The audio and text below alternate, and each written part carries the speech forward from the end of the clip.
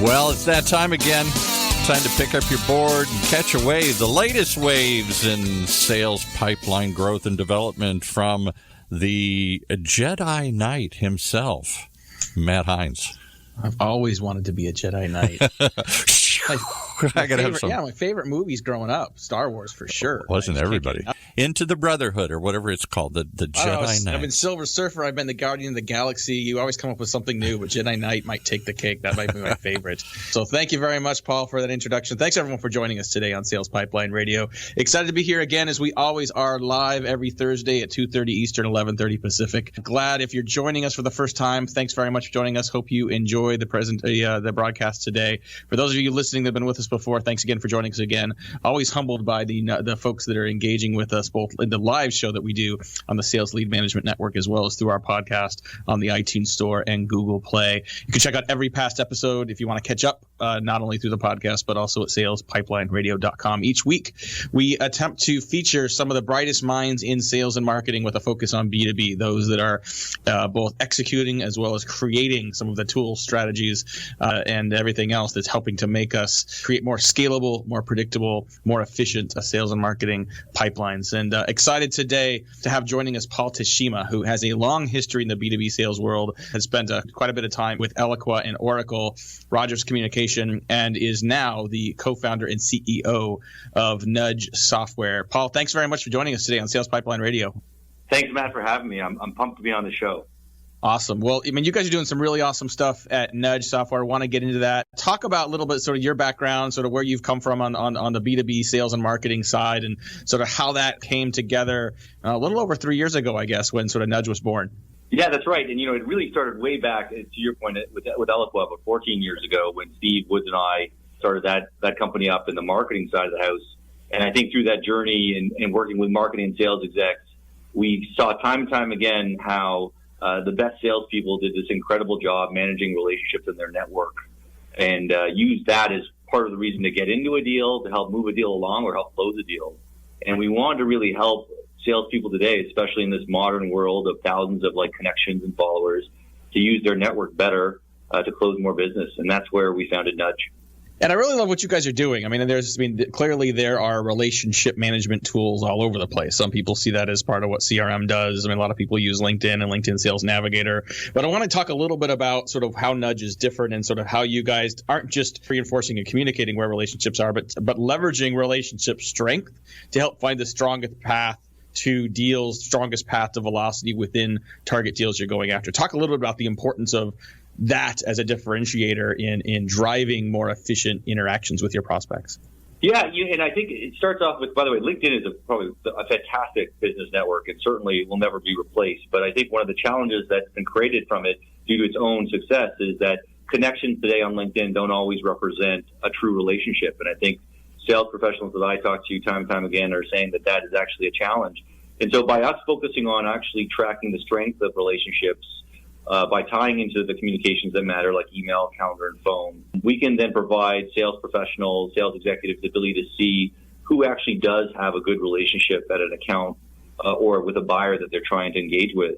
And as you know, 80% of all B2B buying cycles are started with a referral. And as a rep, you always want to be the first in or be brought in through a trusted referral. It starts the relationship off on a really strong note. Talking today on Sales Pipeline Radio with Paul Teshima, who's the CEO of Nudge. You can learn more about Nudge at nudge, NUDGE.ai. Definitely encourage you to check it out and give it a test drive.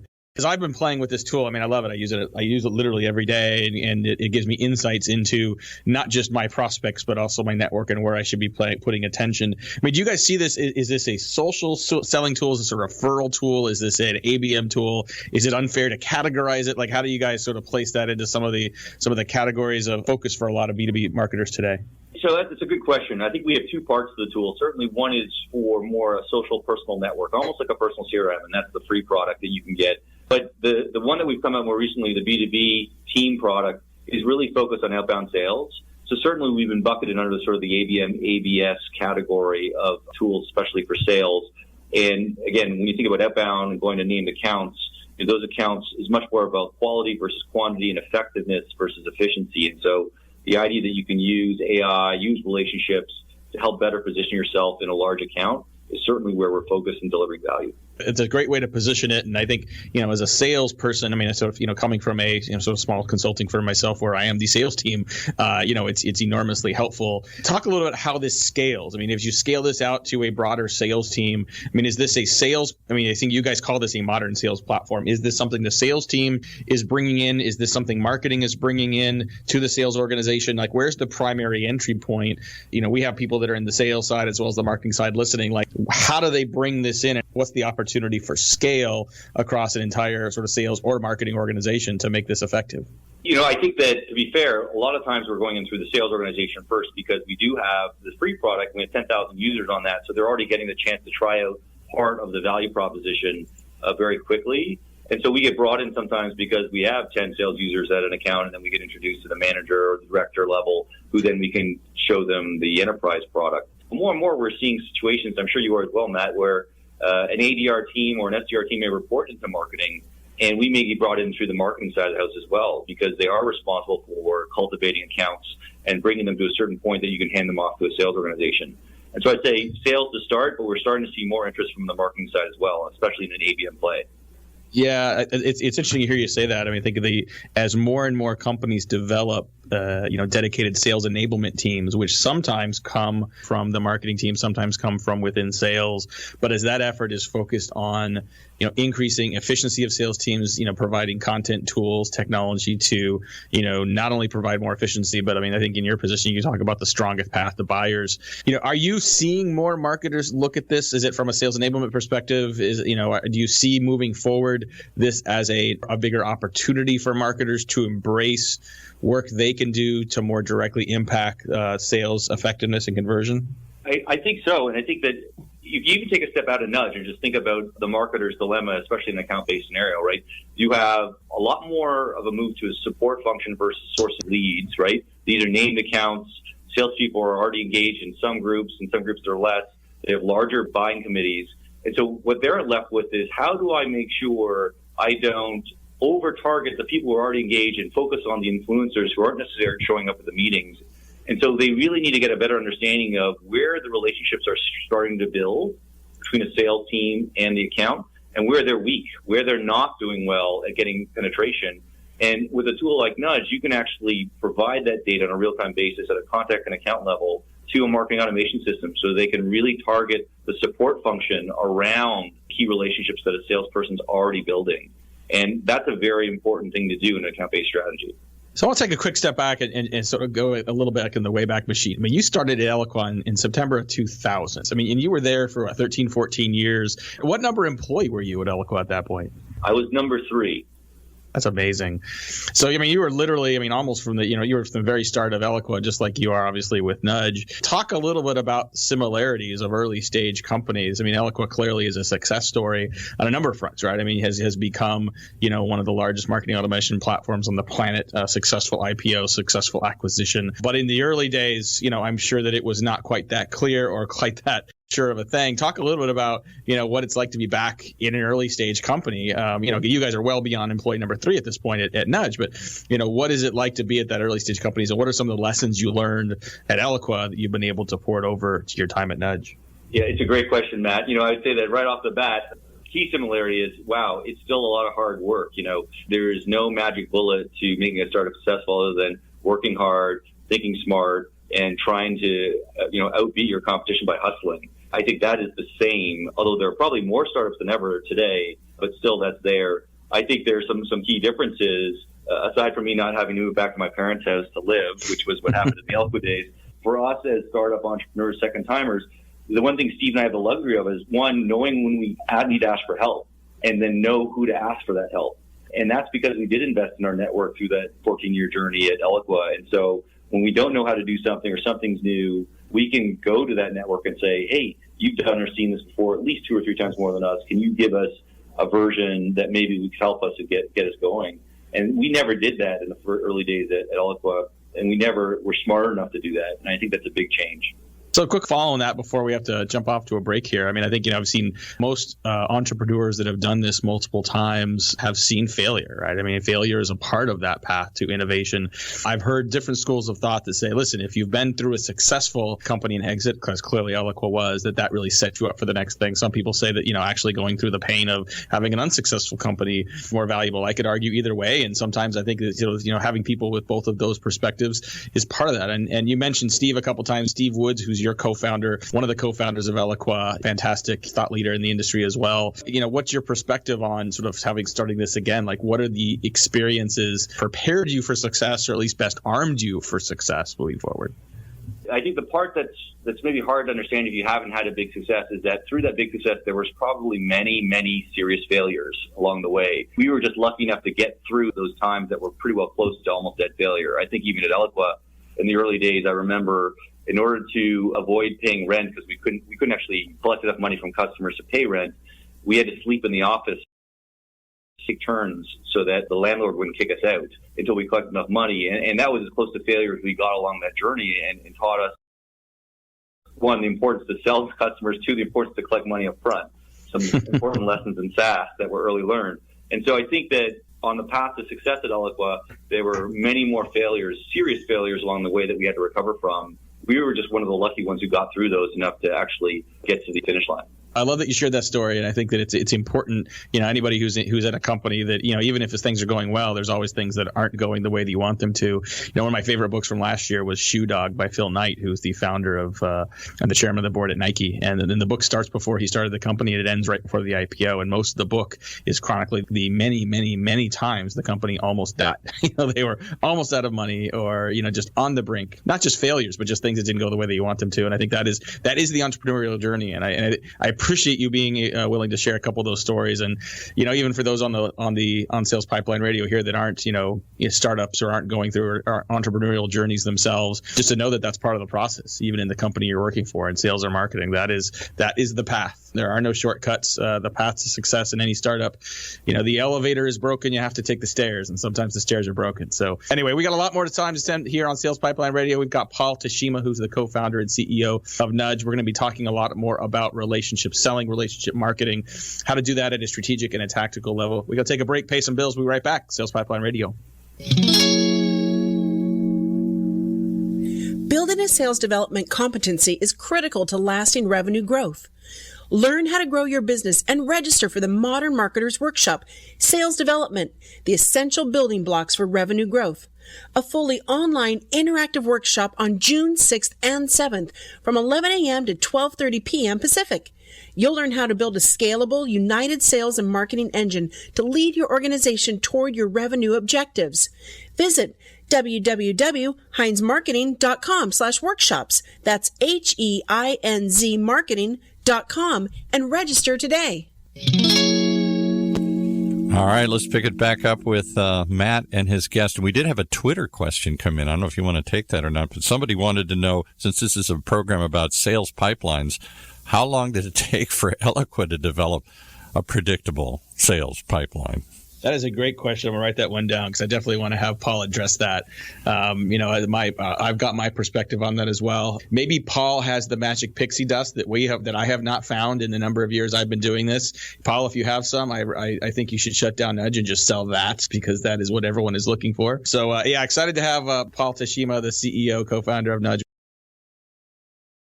If you like what you're hearing, this is what we do on Sales Pipeline Radio. I hope you'll join us each week. We are live at 2:30 Eastern, 11:30 Pacific. Make sure you check out the podcast as well for all our past episodes on the iTunes Store and Google Play. Coming up in the next few weeks on Sales Pipeline Radio. Next week, the first day of June, we have Carrie Cunningham and Terry Flaherty, two senior analysts from SiriusDecisions. They're going to be talking to us about the new demand unit waterfall from SiriusDecisions. It was unveiled last week at the SiriusDecisions Summit. Lots of advantages, lots of improvements improvements, one enormous caveat that I've given on that waterfall that actually Carrie and Terry agree with, and we'll talk about that next week. Followed by Grant Cardone. He's going to round us out as we head into June, talk about how to 10x your results. Grant is a prolific writer, author, often controversial. We'll see what we can do to stir the pot a little bit with him. And then following that, we've got Daniel Gauger, who's the CMO at PFL. We're going to talk about omni-channel marketing, online, offline integration to get the results you want.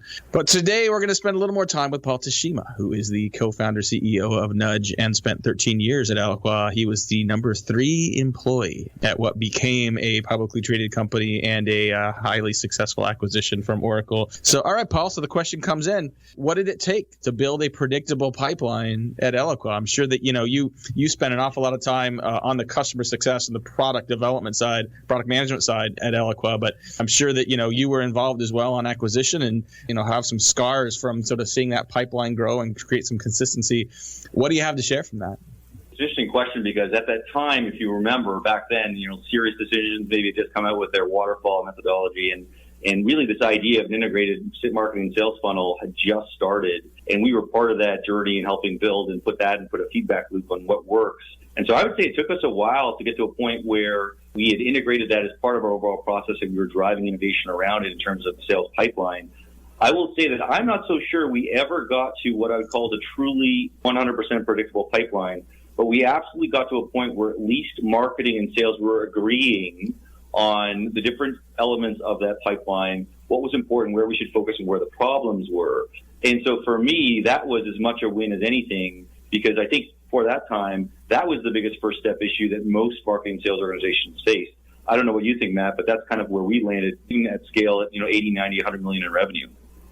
Well, there's the playbook, right? There's the things that have worked elsewhere. There's things that work in most companies, and then there's your company, right? I mean, I think, if you read the book, The Hard Thing About Hard Things, you realize that, no matter how many times you read Predictable Revenue, no matter how many times you read Good to Great, you can read all the strategy and all the insight books you want, but figuring out that for your industry, your business, your moment in time is difficult. So I guess, to round that out then, take all that learning, all that success from Eloqua, applying that to Nudge. I'm sure there's plenty of places where you already have an advantage because you've done it, you've learned it, you have some of that playbook, but now you're in a different business with a different product, with a different everything. Those lessons aren't always immediately transferable, are they? That's absolutely correct. In fact, I would say that the biggest thing that Steve Woods and I always check ourselves on is that what we learned 10 years ago or 8 years ago doesn't always apply in this new world of modern sales and marketing. I mean, look at companies like Slack or Intercom, where they've taken a very product-led go-to-market strategy, and they're supplementing enterprise sales revenue with self-service revenue. It's a very different model where you can land and expand with, 10 sales seats or 20 marketing seats and then grow from there. And so I do agree with you completely. Like, based on your business model, your go-to-market, and your industry, it can be different. Well, and just to go further on this Twitter question we had, I think, the behind that question might be, I don't want to infer what someone's thinking, but it might be like, when is this going to work? When is it going to be easier? I've had a lot of companies, come to us and say, listen, once we have a couple more successful companies, once we get some case studies published, once we launch our 4.0 product, it's going to be easy. Everyone's going to be knocking down our door. And I have yet to find a business or an industry or a situation where selling is easy. I mean, I think the best situation, and I wrote about this on our blog a couple of years ago, the best possible selling situation that I have seen in an environment. It's a couple of years ago, the Golden State Warriors were just beating everybody, right? And I think it was last year, the year before, when they had the Super Bowl in town. And, the Saturday before the Super Bowl, they had the Oklahoma City Thunder were in town. And so it was a big game right before the Super Bowl, a bunch of celebrities in town. A friend of mine runs premium sales and suite sales for the Warriors. And you would think in that moment of time, he has the best sales job in the world. And he said it was incredibly stressful. Yes, we had great demand. Yes, lots of people wanted stuff, but we were still trying to get top dollar. We weren't just trying to fill suites. We were trying to get people to buy food and beverage. We were trying to get them to get the mascot to show up. And as soon as every one of those games ended, the inventory was gone. So even in the best of conditions, selling is hard. And there is never a time that I've found where it gets easy or it gets automatic. You are grinding on a regular basis. And if you're in sales, if you've done sales, you know that there are things that can make your job easier. Inbound leads can make things easier. Market awareness can make things easier. You're a big, well-known company, and it makes it so that people might answer the phone more, but you still have to get the deal. You still have to get people to sign. You still have to get someone who's distracted and busy to make a commitment. And so I don't mean to discourage people. I think more just to share sort of, from both Paul's perspective as well as what we've seen, across, multiple different industries and businesses. Look, you can create that pipeline. There's always going to be a level of challenge and difficulty in making that work. I'll get off of my soapbox. Let's talk a little more about Nudge. How about that? If for those of you that are interested in learning more about this great relationship selling tool, I definitely encourage you to check it out. Go to Nudge.ai. That's Nudge.ai. And one of the questions I often get, Paul, from people that are, whether they're using Nudge, they're using LinkedIn Sales Navigator, they're getting buying signals, that are finding opportunities to engage, translating insight into action can sometimes be difficult for people. Understanding, so I see that I should contact someone. I see that something happened in their business. Like, how exactly do I reach out? Do I just call and say, hey, I saw this? Do I call and use that as a way to sell someone? Like, what are some of the best practices you've identified and that you guys evangelize at Nudge for how to translate those insights into a next step and an action? That's a really great question, actually. It's a question, actually, that we are right now working with a lot of customers on, because it's very different from, say, a BDR perspective to how you use an insight, where you maybe just want to high-level mention something to show. All you're trying to show in that situation is, hey, I have actually spent some legitimate time looking at you and your company and your situation, versus just blasting out a series of emails without a lot of thought. Versus in the sales process, when you're actually engaging, where you actually have to provide context around the insight, because you're not just now trying to say, hey, respond to my email. You're actually trying to show you understand their business.